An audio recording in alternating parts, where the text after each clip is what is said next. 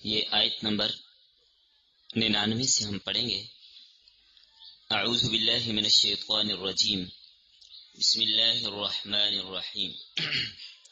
فلما دخلوا علی یوسف، پس جب وہ داخل ہوئے یوسف علیہ السلام کے پاس، آوا الیہ ابویہ، تو انہوں نے جگہ دی اپنے پاس اپنے والدین کو، وقال ادخلوا مصر، اور فرمایا داخل ہو جاؤ مصر میں، انشاء اللہ آمنین، اگر اللہ نے چاہا تو امن میں رہو گے۔ ورفع ابویہ علی العرش، اور بلند کیا اپنے ماں باپ کو تخت پر، وخروا لہ سجدا، اور گر پڑے یوسف علیہ السلام کے سامنے سجدہ کرتے ہوئے۔ وقالا، اور کہا حضرت یوسف علیہ السلام نے، یا ابتی، اے میرے ابا جان، ھذا تأویل رؤیای، یہ ہے تعبیر میرے خواب کی، یہ ہے میرے خواب کی تعبیر جو آج ظاہر ہو گئی، من قبل، جو اس سے پہلے میں نے دیکھا تھا، قد جعلھا ربی حقا، بے شک میرے رب نے اس کو سچ کر دکھایا، وقد احسن بی، اور تحقیق اس نے احسان کیا میرے ساتھ، بی میرے ساتھ، اذ اخرجنی من السجن، جس وقت نکالا مجھے قید خانے سے، وجاء بکم من البدو، اور لایا وہ تمہیں دیہات سے، من بعد اس کے، ان نزغ الشیطان، کہ جھگڑا ڈال دیا تھا شیطان نے، بینی و بین اخوتی، میرے اور میرے بھائیوں کے درمیان، ان ربی لطیف لما یشاء، بے شک میرا رب باریک بین ہے جو چاہے، انہ هو العلیم الحکیم، بے شک وہ حکمت والا اور جاننے والا ہے، وہ حکمت والا اور جاننے والا ہے۔ ربی، اے میرے رب، قد آتیتنی من الملک، تحقیق تو نے عطا کیا مجھے ملک، وعلمتنی، اور تعلیم دی مجھے، من تأویل الاحادیث، خوابوں کی تعبیر کی، فاطر السماوات والارض، اے بغیر نمونے کے پیدا کرنے والے آسمانوں اور زمینوں کے، انت ولی فی الدنیا والآخرہ، آپ میرے آقا ہیں دنیا میں بھی اور آخرت میں بھی، توفنی مسلمہ، وفات تے مجھے سال میں کہ میں مسلمان ہوں، یار یوسف دعا کر رہے ہیں، والحقنی بالصالحین، اور ملا دے مجھے نیک لوگوں کے ساتھ۔ آیت نمبر 99 سے آیت نمبر 101 تک آج کا سبق آپ نے پڑھا، اور سورۃ یوسف کا یہ درس نمبر 21 ہے۔ سبق کا عنوان ہے آمدن چہارم برادران یوسف ماں والدین و اہل خانہ، اور الفاظ دیگر، کنبہ یعقوب کا کنعان سے مصر منتقل ہونا۔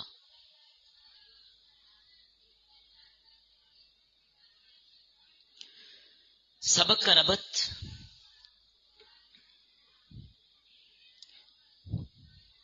گزشتہ سبق میں آپ نے یہ بات پڑھی تھی کہ جب بھائیوں کے ساتھ تعارف ہو گیا، حضرت یوسف علیہ السلام نے اپنا تعارف کروا دیا کہ میں یوسف ہوں، پھر ابا جان کے حالات معلوم کیے تو انہوں نے بتایا کہ وہ آپ کی جدائی میں رو رو کر بینائی کھو گئے ہیں، تو حضرت یوسف علیہ السلام نے فرمایا کہ میری قمیص لیتے جائیں اور جا کر ابا جان کے چہرے پر ڈالیں تو ان کی آنکھیں ٹھیک ہو جائیں گی، پھر ان کو اور سارے گھر والوں کو لے کر مصر آ جانا۔ تو ایسا ہی ہوا، یہ قافلہ جب مصر چھوڑ کر کنعان پہنچا، برادران یوسف کا تیسرے سفر سے واپسی ہوئی، قمیص ابھی مصر سے چلی تھی کہ ارے یعقوب فرمانے لگے، اگر مجھے تم محبوس الخوات نہ سمجھو تو میں آج یوسف کی خوشبو محسوس کر رہا ہوں. تو بہرحال گھر والوں نے جو کچھ کہا آپ نے سن لیا. تو جب بشیر پہنچا، یعنی یہودا جس کے پاس یہ قمیص تھی، یہ قمیص لے کر پہنچا، ارے یعقوب کی آنکھوں پر ڈالی، چہرے پر ڈالی، بطور معجزہ اللہ تعالیٰ نے ان کی آنکھوں کو درست کر دیا. معجزے کی تحقیق اور بحث اس پر سابقہ سبق میں ہو چکی ہے، اور اس پر میں نے کچھ اور حوالے کشف اور کرامت کے بھی آپ کو دیے تھے یہ کیا ہوتا ہے. تو بہرحال جب یعقوب علیہ السلام ٹھیک ہو گئے، اب سارے قافلے کو لے کر، سارے خاندان کو لے کر، کتنے افراد تھے اس پر آج کے سبق میں بوجہ قلت شاید بات نہ ہو سکے، اس پر میں تفصیلاً عرض کروں گا. سب کو لے کر چل پڑے اور کنعان سے مصر کی طرف رخ کیا. آج کے سبق میں یہی بتایا جا رہا ہے کہ جب یعقوب علیہ السلام، یعنی اسرائیل، حضرت یعقوب کا لقب ہے نا، تو بنی اسرائیل حضرت یعقوب کی اولاد ہے، تو یہ سارے اپنے کنبے سمیت مصر کو روانہ ہوئے. چل پڑے مصر پہنچ گئے. ادھر حضرت یوسف علیہ السلام کو اطلاع ہوئی کہ ابا جان اور بھائی سارے خاندان والے آ رہے ہیں. بادشاہ تھے، آپ کو پتہ ہے بادشاہ تو پروٹوکول دیتے ہیں نا، استقبال کے لیے باہر نکلے، ساتھ باقی عملہ بھی ہے. تو مصر سے باہر جا کر اپنے والدین کے استقبال کے لیے ایک خیمہ لگایا، اس کو بڑا مزین کیا، بڑا آراستہ کیا. والدین تشریف لائے، ان کا پرجوش استقبال کیا. جی ہاں، عرصہ دراز کے بعد ملاقات ہو رہی تھی، پرجوش استقبال ہوا. تو پھر ان کو اس خیمے میں ٹھہرایا، ریسٹ وغیرہ ہوا، دم لیا، حال احوال معلومات کیے. وہ آگے قرآن نے اس بات کو بیان نہیں کیا، ہم بھی بیان کر نہیں سکتے، نہ الفاظ ہیں نہ کوئی منظر کشی کر سکتے ہیں. اللہ جانے بچھڑا ہوا باپ اور بیٹا ملے ہوں گے تو کیا کیفیت ہوئی ہوگی، یہ ہمیں نہیں پتا. یہ وہ جانے جن پر گزری ہے، کس کیفیت سے ملے ہوں گے اور کس محبت سے ملے ہوں گے، کس جوش اور جذبے سے ملے ہوں گے، کتنی دیر ملے ہوں گے، اس کا کوئی تذکرہ قرآن حدیث نے کیا نہیں. ورنہ اگر اس کا تذکرہ کیا ہوتا تو کسی کی آنکھیں میرے حال میں تھمنے نہ پاتی.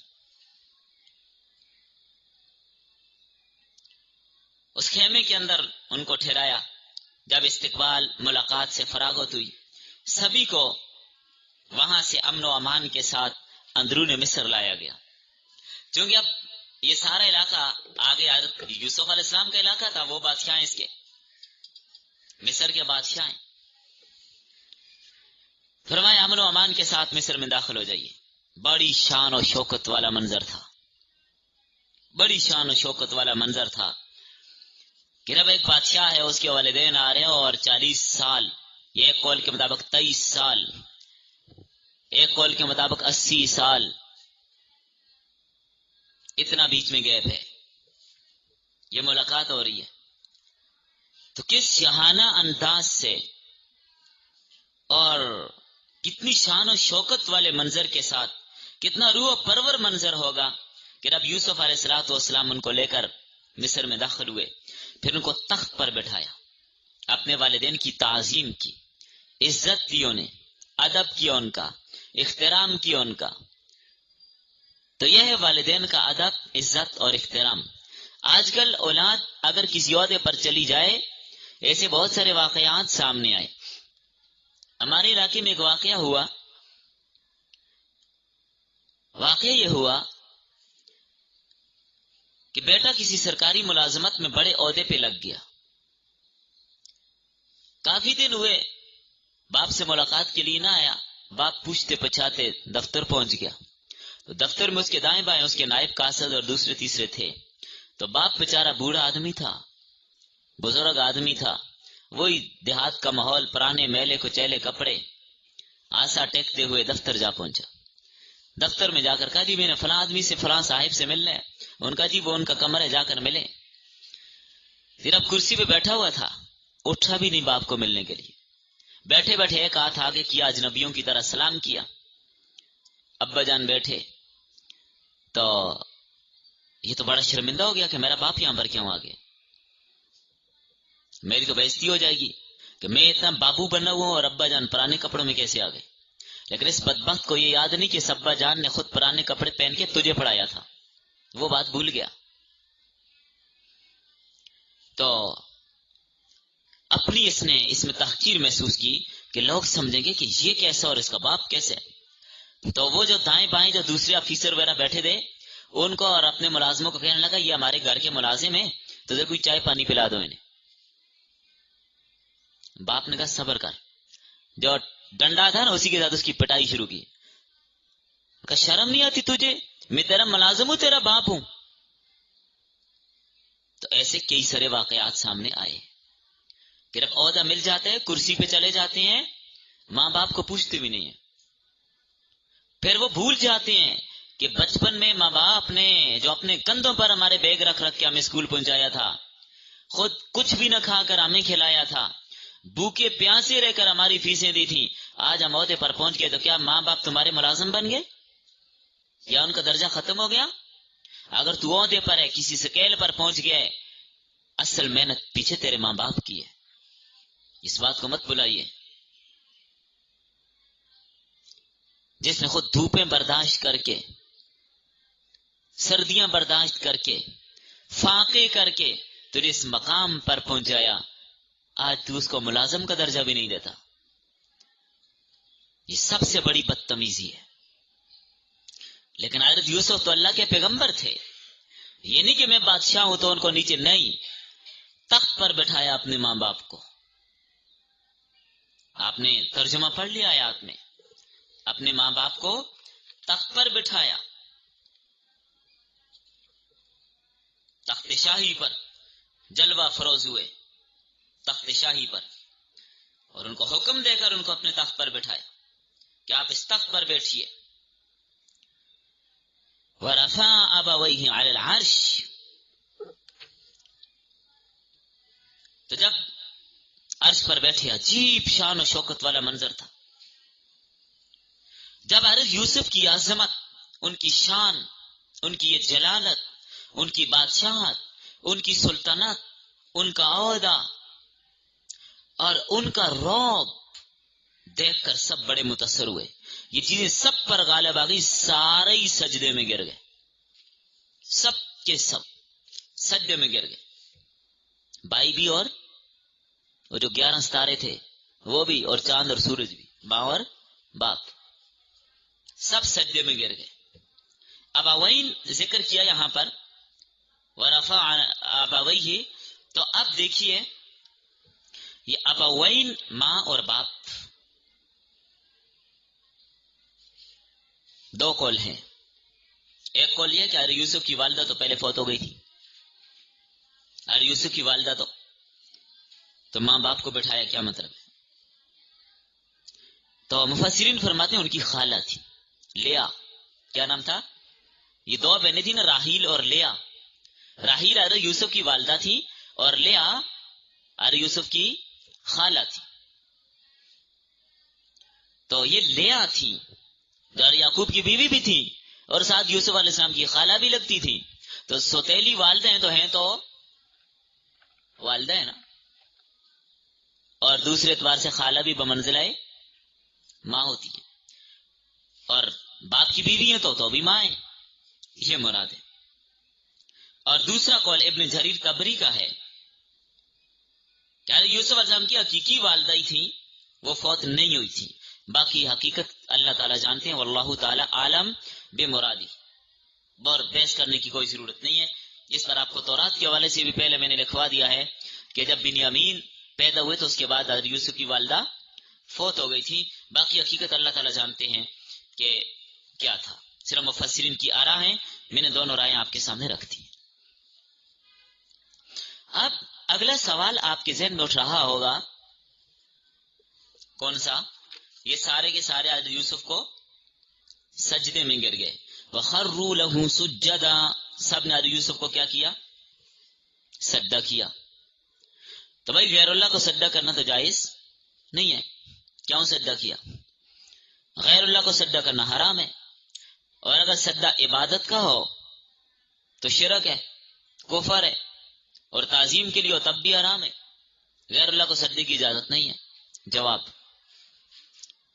ہماری شریعت کی بات نہیں ہو رہی، کہ ان کی شریعت میں جائز تھا۔ ان کی شریعت میں سجدہ عبادت تو کسی کے لیے جائز نہیں تھا۔ یاد رکھیے گا، سجدہ عبادت کسی کی بھی شریعت میں سوائے اللہ کے کسی اور کو جائز نہیں ہے۔ ہاں، سجدہ تعظیمی طور پر کسی کو سجدہ کرنا پہلی شریعتوں میں، یعنی حضرت آدم علیہ السلام سے لے کر حضرت عیسیٰ علیہ السلام تک سجدہ تعظیمی سابقہ شریعتوں میں جائز تھا۔ ہماری شریعت میں جائز نہیں ہے۔ ہماری شریعت میں شرک کے ہر دروازے کو ہی بند کر دیا، شرک کے ہر دروازے کو بند کر دیا۔ جہاں سے ذرا سی شرک کی بو بھی آتی ہے اس کا سد باب کر دیا، بند دروازہ نہیں۔ اگر کوئی میں نے سجدہ تعظیم کے لیے کیا تب بھی اجازت نہیں، بالکل منع ہے، ختم۔ سابقہ شریعتوں میں تھا، اس میں نہیں۔ فرمایا اگر تعظیماً سجدہ کرنا جائز ہوتا، میں بیویوں کو حکم کرتا اپنے خامنوں کو تعظیماً سجدہ کریں۔ درجہ بتا دیا، خامن کا درجہ اتنا ہے، لیکن سجدہ تعظیمی کی اجازت پھر بھی نہیں، منع ہے۔ ایک نمبر 2، یہ سجدہ تحیہ تھا، سجدہ سلام۔ جیسے ہم کسی کو ملتے ہیں، مصافحہ کرتے ہیں، گلے ملتے ہیں، تو ان کے ہاں سجدہ کیا جاتا تھا سلام کے طور پر۔ نمبر 3، سجدہ اللہ تعالیٰ کو ہی تھا، جہت، رخ، سمت یوسف کی طرف تھی۔ تو بہرحال صحیح یہی ہے کہ تعظیماً سجدہ پہلی شریعتوں میں جائز تھا، ہماری شریعت میں اس کی اجازت نہیں، بالکل اس کی اجازت ہماری شریعت نے نہیں دی کہ کسی کو اللہ کے علاوہ سجدہ تعظیمی کی بھی کیا جائے۔ سجدہ تعظیمی بھی صرف اللہ کے لیے، نہ کسی انسان کو ہے، نہ کسی حیوان کو، نہ زندے کو، نہ مردے کو، یہاں تک کہ اللہ کے رسول صلی اللہ علیہ وسلم کو بھی سجدہ کرنے کی اجازت۔ آئیے اس پر ایک حدیث مختصر سی سناتا چلوں۔ قیس بن سعد رضی اللہ تعالیٰ عنہ، یہ مشہور اور معروف بڑے درجے کے صحابی ہیں، دور دراز سفر ان کے ہوتے رہتے تھے۔ یوں سمجھے کہ محکمہ پولیس اس زمانے میں جو تھا اس کے بڑے تھے۔ یہ عراق میں گئے، وہاں پر انہوں نے دیکھا جو پادری ہیں نا، بڑے جو پادری ہیں، ان کو لوگ کیا کرتے ہیں؟ سجدہ کرتے ہیں۔ واپس آئے، کہنے لگے یا رسول اللہ صلی اللہ علیہ وسلم، وہاں پر ہم نے یہ دیکھا کہ لوگ اپنے بڑے کو، اپنے پادری کو سجدہ کرتے ہیں، تو میرے ذہن میں یہ خیال آیا کہ سب سے زیادہ مستحق تو اگر سجدہ تعظیمی کسی کے لیے تو اللہ کے رسول کی ذات ہے، تو یا رسول اللہ کیا ہم آپ کو سجدہ نہ کیا کریں؟ اپنے ایک شوق دکھایا، کیا ہم آپ کو سجدہ نہ کیا کریں؟ آپ صلی اللہ علیہ وسلم نے فرمایا یہ بتاؤ، میری وفات ہو جائے اور مجھے دفن کر دیا جائے تو میری قبر کو سجدہ کرو گے؟ قالوا لا، صحابہ نے کہا بالکل نہیں، ہر قبر کو تو نہیں سجدہ کریں گے۔ فرمایا ابھی بھی نہ کرو، اگر میری شریعت میں کسی کو سجدہ کرنے کی اجازت ہوتی تو میں عورت کو حکم دیتا کہ خامند کو سجدہ کرے، لیکن کسی کو سجدہ تعظیمی کی اجازت نہ کسی استاد کو، نہ ماں باپ کو، نہ کسی شیخ کو، نہ کسی چھوٹے کو، نہ کسی بڑے کو۔ سجدے کی اجازت اللہ کے علاوہ کسی کے لیے بھی ہماری شریعت نے بالکل نہیں تھی، بات ختم۔ اور نہ ہی قبروں پر۔ گولڑا شریف میں گیا، حضرت شیخ پیر مہر علی شاہ رحمہ اللہ تعالی، بڑے عظیم بزرگ تھے حضرت پیر مہر علی شاہ صاحب رحمہ اللہ تعالی۔ وہاں پر انہوں نے لکھ کر لگایا ہوا ہے کہ قبر کو سجدہ کرنے کی اجازت نہیں ہے، انتظامیہ نے لکھ کے لگایا ہوا ہے، لیکن جاہل عوام جھک جاتی ہے، کیا کیا جائے؟ کسی بھی مسلک کا کوئی عالم، کوئی مولوی کسی کو سجدہ کی اجازت نہیں دیتا، یاد رکھیں۔ تو بہرحال جب سب یار یوسف علیہ السلام کے سامنے سجدے میں گر گئے، اب آ رہی یوسف علیہ السلام فرمایا اے ابا جان، یہ ہے میرے خواب کی تعبیر جس کو میرے رب نے پورا کر دکھایا اور سچ کر دکھایا۔ ابا جان آپ بھی تو شاید اسی کے منتظر تھے، اسی کی وجہ سے تو ارے یعقوب کہتے تھے میرا بیٹا فوت نہیں ہوا، یوسف ابھی زندہ ہے۔ یہی بات تھی، وہ صرف باپ کو خطاب کیوں کیا؟ اگلا سوال یہ اٹھ رہا ہے، عورت یوسف علیہ السلام اپنے باپ کو کہہ رہے ہیں، کیا کہتے ہیں؟ اے ابا جان، یہ میرا خواب تھا، یا ابتی ھذا تأویل رؤیایا من قبل، جو اس سے پہلے میں نے دیکھا تھا یہ اس کی تعبیر ہے۔ اے ابا جان، ماں کو کیوں خطاب نہ کیا، باپ کو خطاب کیا؟ صرف باپ کو کہہ رہے ہیں کہ ابا جان یہ میرا وہ خواب ہے، ماں کو کیوں خطاب نہیں کیا؟ جواب، خوابوں کی تعبیر کون جانتا تھا، ماں یا باپ؟ تو باپ جانتے تھے اس لیے ماں کو نہیں کہا، سیدھی سی بات ہے۔ فرمایا یہ میرے رب کا فضل اور احسان ہے، میرا کوئی کمال نہیں ہے۔ اللہ اگر کسی کو کوئی جوہر دے دے، کوئی ملکہ، کوئی عہدہ، کوئی وزارت، کوئی صدارت دے دے، اپنا کمال تو اللہ کا فضل سمجھیے، اللہ کے احسان سمجھیے، اور اپنی مستقبل کی زندگی، اپنی ماضی کی زندگی کو بھول نہیں جانا چاہیے۔ ابھی اگر اللہ نے کسی کو کوئی عہدہ دے دیا تو ماضی کو مت بھولی۔ ایاز تھا،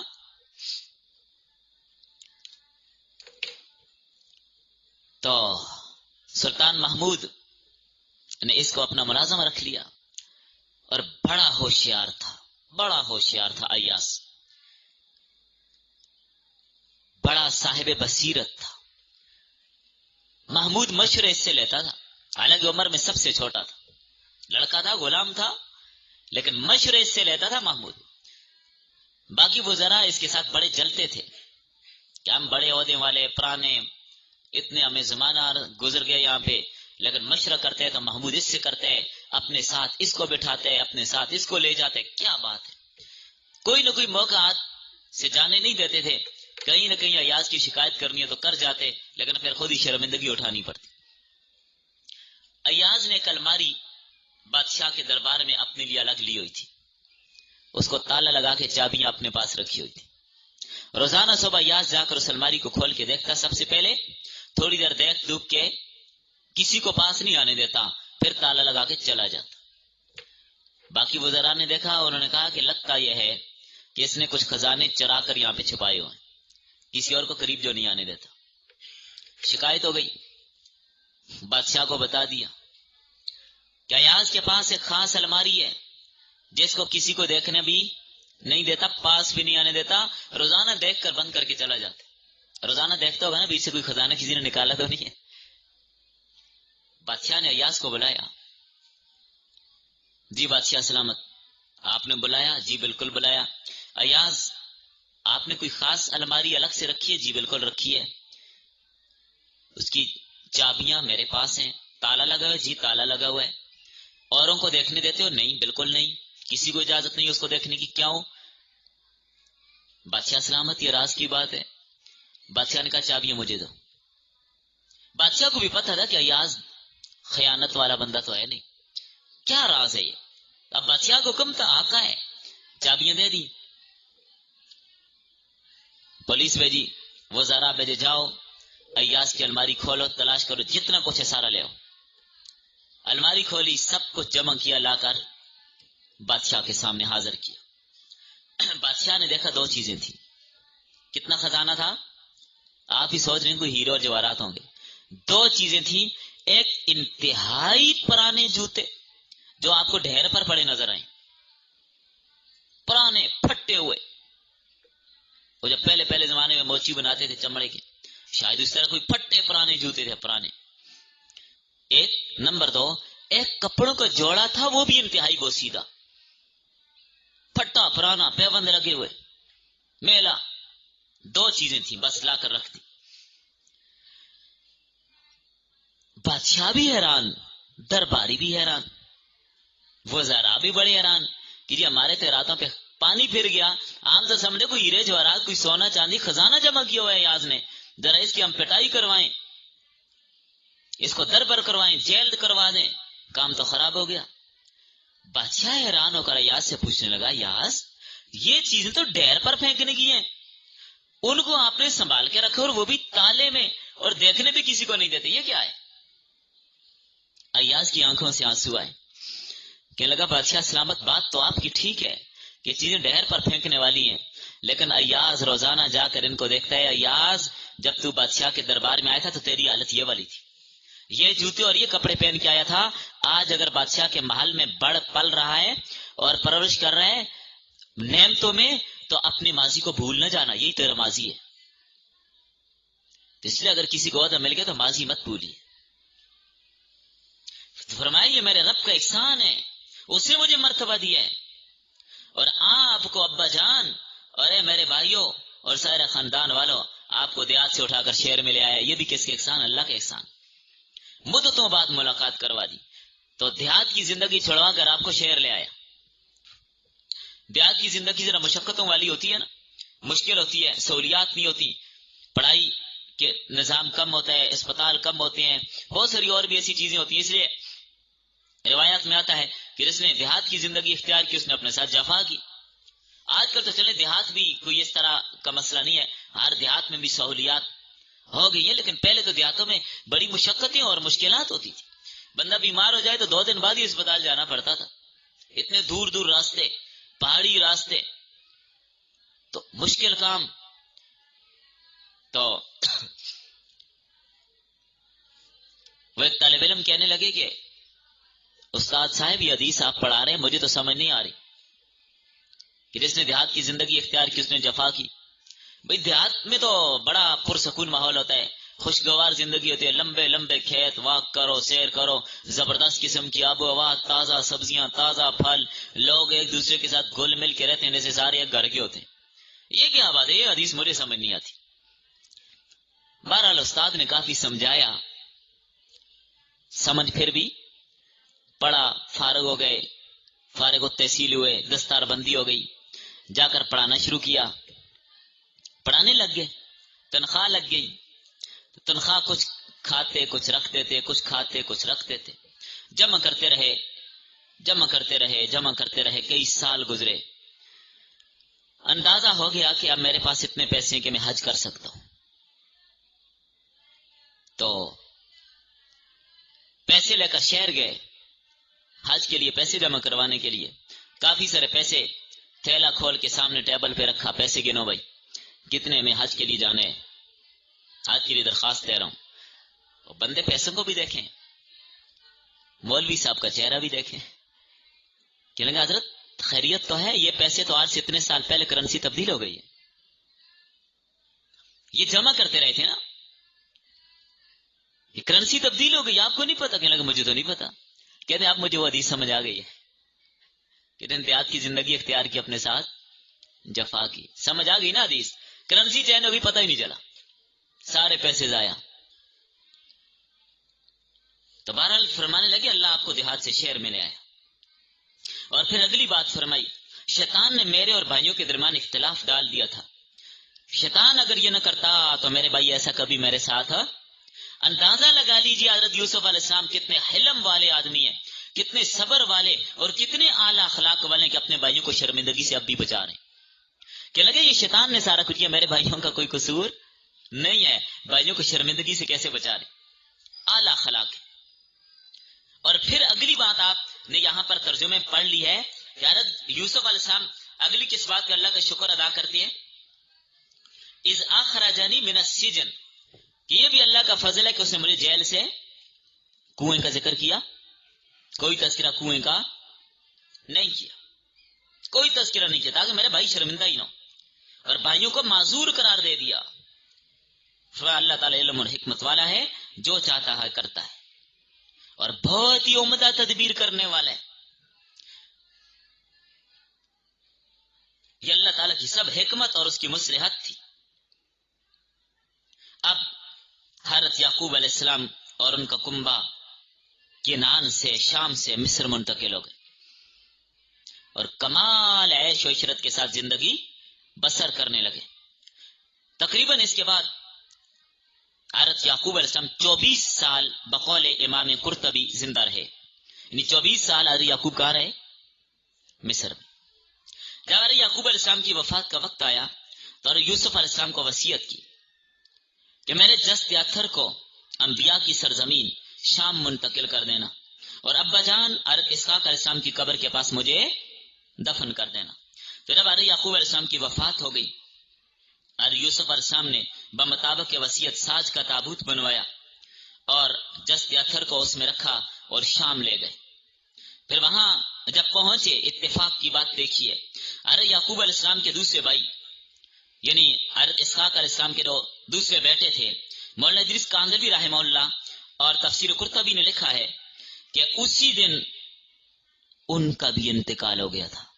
عیس نام تھے ان کا، عین یا سواد، یہ دو بھائی تھے نا، عیس اور یعقوب، ان کا بھی اسی دن انتقال ہو گیا تھا.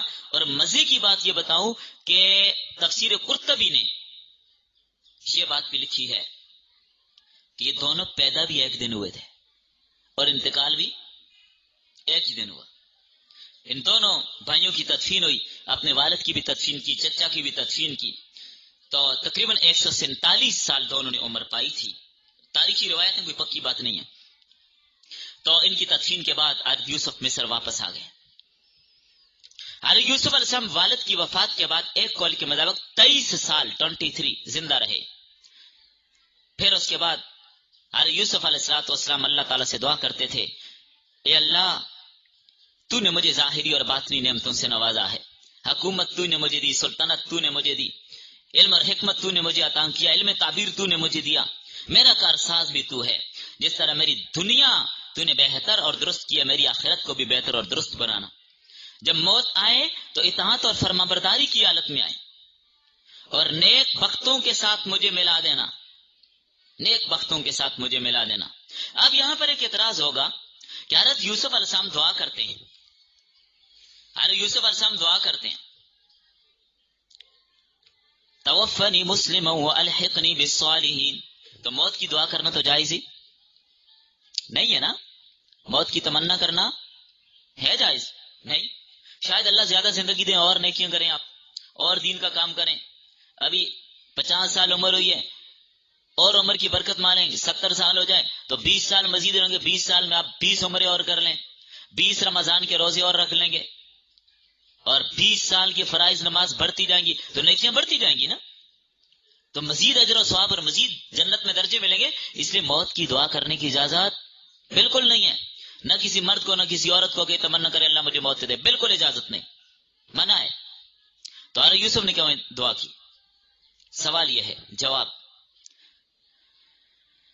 حضرت یوسف علیہ السلام نے موت کی دعا نہیں کی تھی، موت کی تمنا نہیں کی تھی. حضرت یوسف کی دعا کا مطلب یہ تھا کہ جب موت کا وقت آئے، جب میری موت کا وقت لکھا ہو، جب آئے تو اس حالت میں آئے کہ میں ایمان پر ہوں. یہ دعا کی. وقت مقررہ ہے موت کا، حسن خاتمہ کی دعا کر رہے ہیں کہ جس وقت مجھے موت آئے تو مجھے ایمان کی حالت میں موت دینا. اور یہ دعا تو ہر مسلمان کو کرنی چاہیے. توفنی مسلم والحقنی بالصالحین، اللہ حالت اسلام تے وفات دینا اور نیک لوگوں کے ساتھ ملا دینا. یہ صحبت صحبت صحبت دنیا میں بھی کام آتی ہے اور قبر میں بھی کام آتی ہے. نیک لوگوں کی صحبت، جی ہاں، جو نیک لوگوں کی صحبت اختیار کرنے کے لیے 100 قتل کرنے والا اپنا علاقہ چھوڑ کر جا رہے ہیں، ابھی نیک لوگوں کی صحبت اختیار کی نہیں ہے، صرف نیک لوگوں کی صحبت اختیار کرنے جا رہے ہیں، راستے میں موت آ گئی.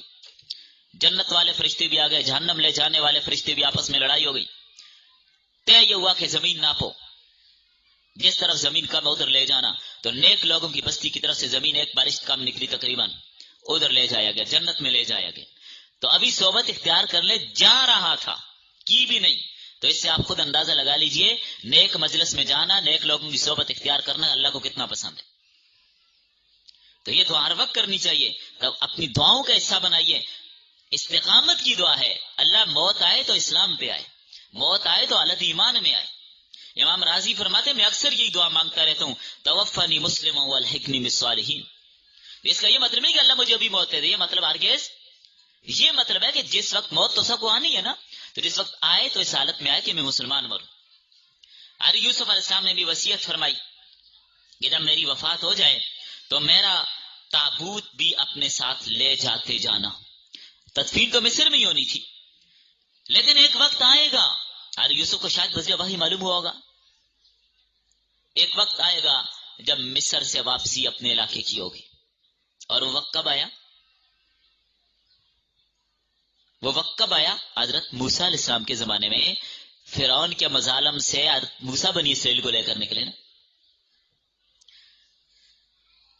تو حضرت یوسف علیہ السلام کو ایک سنگ مرمر کے صندوق میں، پتھر کے صندوق میں بند کر کے دریائے نیل کے کنارے دفن کیا گیا. لوگوں کی خواہش تھی، ہر آدمی چاہتا تھا کہ ان کو میرے علاقے میں، میرے محلے میں دفن کیا جائے تاکہ برکات ہمیں حاصل ہوں، لیکن دریائے نیل کے کنارے ان کو دفن کیا گیا. پھر جب حضرت یوسف علیہ السلام کے بعد مصر کی سلطنت دوبارہ حالات بگڑتے گئے اور وہی پرانا دستور فرعون مصر کے پاس سلطنت آ گئی. پھر موسیٰ علیہ السلام کے زمانے کا فرعون بھی آیا، انہی سلاطین میں سے تھا. یہی سلاطین مصر جو تھے انہی میں سے، کیونکہ فرعون مصر کے بادشاہ کو کہا جاتا تھا. دوبارہ حضرت یوسف کے بعد فرعونوں کے پاس سلطنت مصر چلی گئی. پھر اس کے بعد جب موسیٰ علیہ السلام کا زمانہ آیا تھا، پھر وہ بنی اسرائیل یہاں مصر منتقل ہوئے تھے، تو حضرت موسیٰ علیہ السلام پھر ان کو لے کر یہاں سے گئے. وہ آگے ایک تفصیلی موضوع ہے، الگ بات ہے. ابھی یہاں تک الحمدللہ بات مکمل ہوئی. کچھ اس سبق کے حوالے سے کچھ باتیں مزید بھی ہیں، وہ چلے انشاءاللہ کل کے سبق.